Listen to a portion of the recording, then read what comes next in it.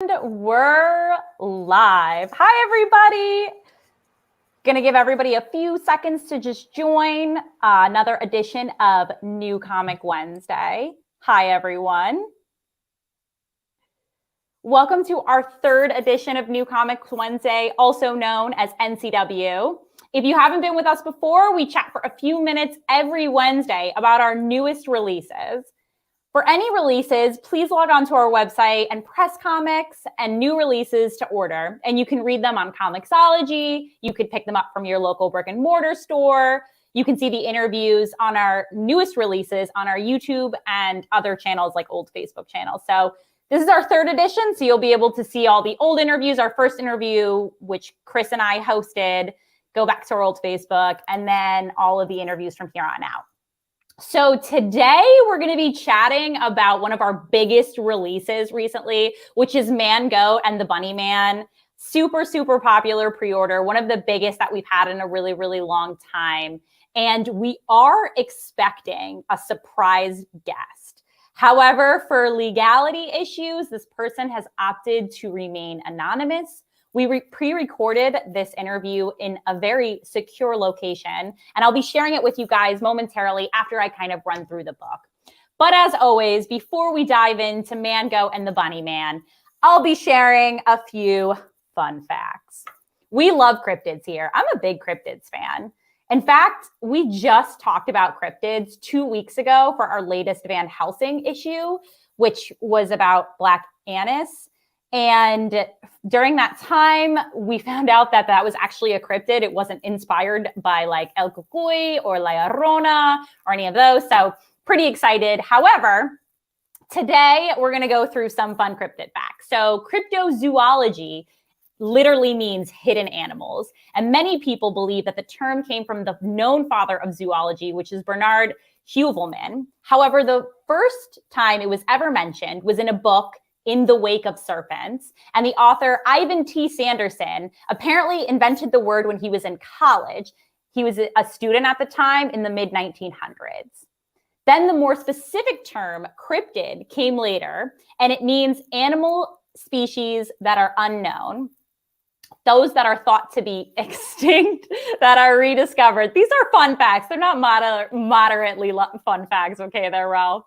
Anyway, the first cryptid can be cited all the way back to 5,000 to 6,000 BC when they were cave drawings of aliens. Fast forward through mythology, and then the mentions of ghouls and goblins and the Kraken. Yo, my boy, the Kraken, love the Kraken. And then in 1802, yes, Jen, I love cryptids. In 1802, the first reported sighting of our underwater ally, Plessy, aka the Loch Ness Monster, was then emerged again in 1933 when Plessy, the Loch Ness Monster, I don't want to identify a gender because I'm not really sure if the Loch Ness Monster is a he or she. But anyway, that's when the Loch Ness Monster became really, really popular, and cryptids became really, really popular once again. There is actually a Bigfoot warning sign on Peaks Pike Highway in Colorado, as many people have claimed that there have been Bigfoot sightings there. And there is a Cryptid Con that takes place in Lexington, Kentucky, and it's going to actually be in November of this year. I don't think it's been around that long, but there's some really cool stuff that apparently go to that con. So if you're in Lexington, Kentucky, check it out. And finally, the two cryptids we'll be chatting about today have actually had recent sightings outside of Philadelphia, according to the National Inquisitive. So without further ado, we're going to talk about Man Goat and the Bunny Man, part one of a 3-part series. We have two different covers here. It's $5.99. Cover A, which is really, really great, is used for most of our promo material. I'm going to make this look really nice. Man Goat and the Bunny Man. Bunny Man kind of looks like a badass here. Man Goat is like, I don't know, kind of sexy. I don't know if I can say that, but I just did. This is a great cover. Cover A, again, $5.99. Really, really quick. You can see this hand, super bloody. This is literally like the intro of the book and gives the gist. Then we have cover B, which has been really, really popular. It's so cute. Look at that. It's like the cutest little The Bunny Man as a stuffed animal. She's got this really, really adorable crop top on. I like the colors a lot, the pink and the vibrant. It's very, very different because the hardcore colors for this comic have been darker colors like red and black and white. But this is just some colorful, cute top. Again, the bunny's got his little hatchet up there, and she's really, really cute. I love both of these covers. So you can check them out on our web store, like I said before. Big pre-order, $5.99, purchase from your local brick and mortar shop. And so, yeah, so those are our two covers.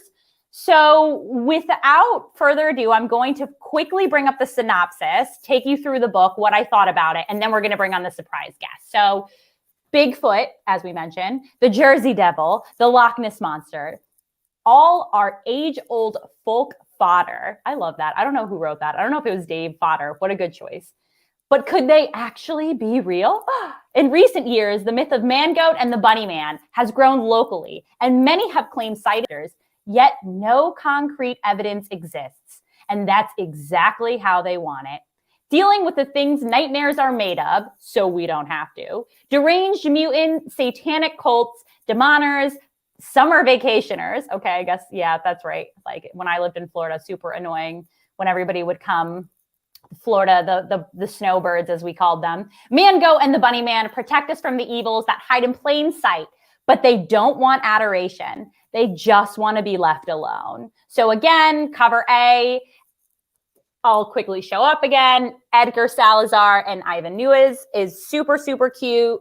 Very bloody. I think it could be framed really, really well. And then cover B, Josh Burns. I love this. Super cute. I love the bunny. The bunny's super, super cute. So we're also going to talk about some other promo items. We're going to do that after the interview. So without further ado, today's guest is Joe Cotton. That's not his real name. His publicist has asked that we keep his identity a secret. We're not entirely sure why. You know, we want to respect that here at Zenescope. So now I'm going to shoot it over to Ralph to pull up the interview.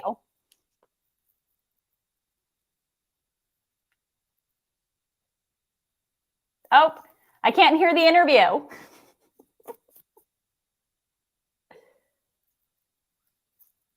Hold on one second. Oh, here we go. Joe Cotton. And we're going to start at the beginning. Hey guys, Thank you, Technical Advisor Ralph. Thanks for joining us. We have something unique today. We had to keep this a really top secret. We got a call from a publicist of somebody going by the name of Joe Cotton. Joe Cotton is not his real name, I've been told. He's he wants his identity to be kept a secret.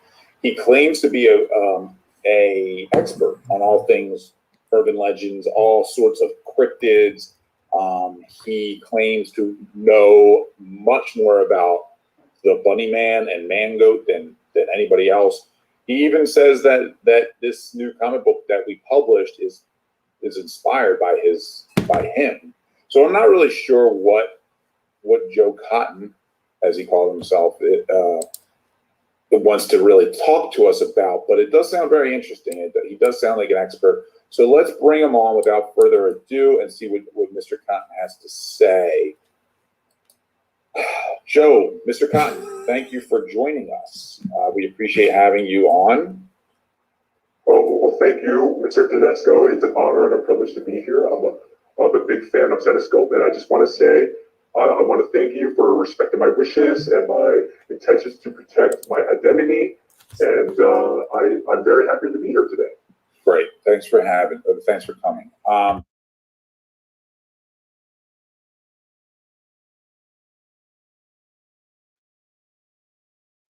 Man, can you tell us a little bit more about this comic book series and also how you became involved in it? Well, my story inspired this new comic book series, but that's not to say that it's all real, because of course there's no such thing as a Bunny Man or a Man-Goat. That would be insane. But if there were, I would hope people would have an open mind about their existence. To answer the other part of your question, this comic's about friendship. It's about love and loss. It's about passion and bravery. The bravery of two regular Joes who ask for nothing in return for putting themselves in harm's way to help save humanity. No biggie.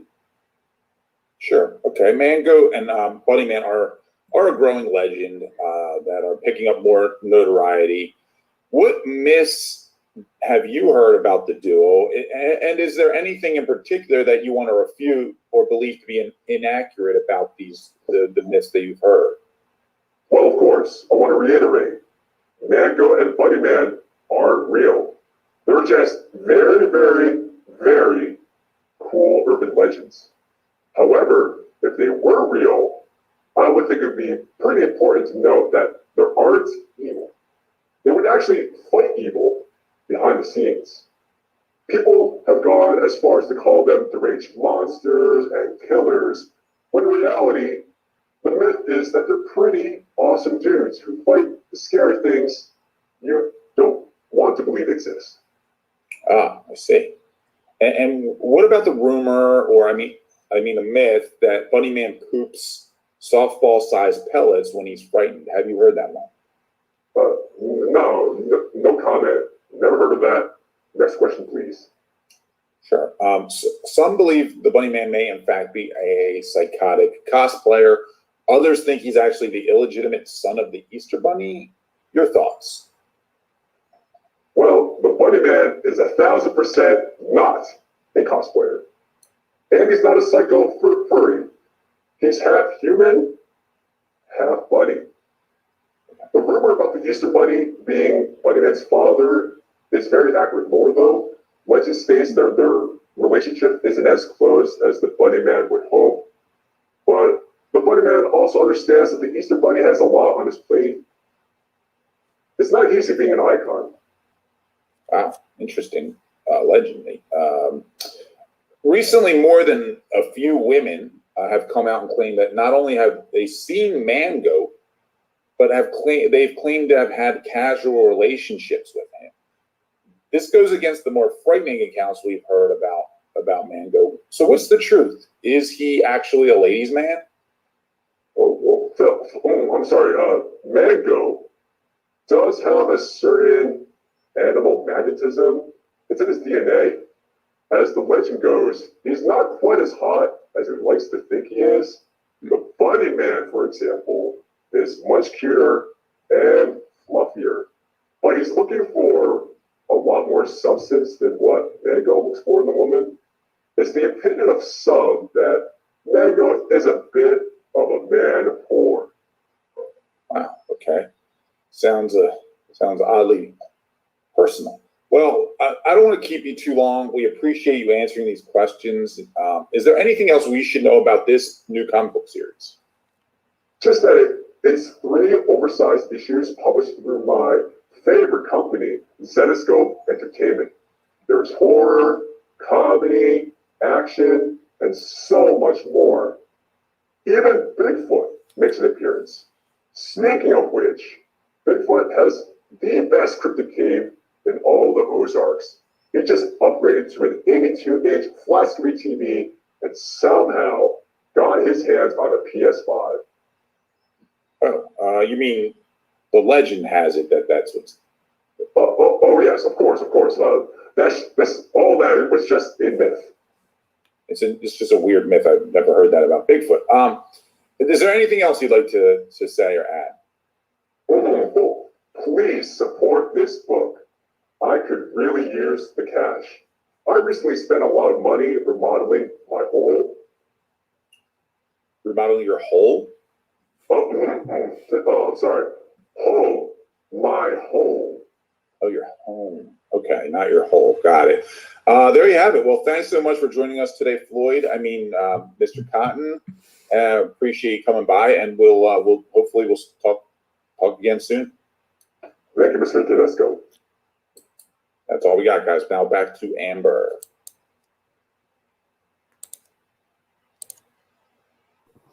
I am literally reading these comments and laughing out loud really quickly. First of all, I would like to clear up a few things.